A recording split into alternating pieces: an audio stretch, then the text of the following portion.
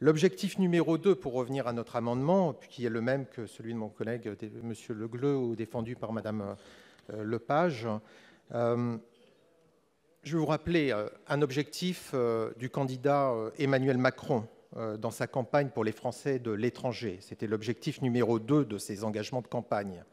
Il visait à réexaminer le régime mis en place en 2013 sur l'assujettissement des Français de l'étranger à la CSG et à la CRDS sur leurs revenus du capital. Fermez les guillemets.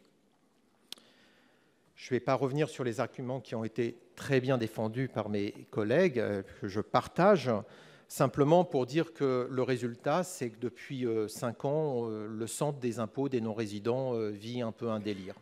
En termes de nombre de réclamations, ça demande un travail énorme dont on ne parle pas non plus, mais c'est une raison, à mon avis, qui pourrait être presque suffisante pour retirer donc cette contribution. Et un des problèmes, puisque ça a été abordé par Ronan Le Gleut, c'est de dire qu'il y a une double imposition en plus. Parce qu'on fait supporter une CSG, et dans les conventions bilatérales, eh bien, il se trouve qu'une fois qu'on a payé la CSG et l'impôt en France, dans son pays, quand on est en Angleterre, quand on est aux États-Unis, quand on est en Australie, eh bien, on va repayer de l'impôt sur la CSG que l'on a versée en France. Donc c'est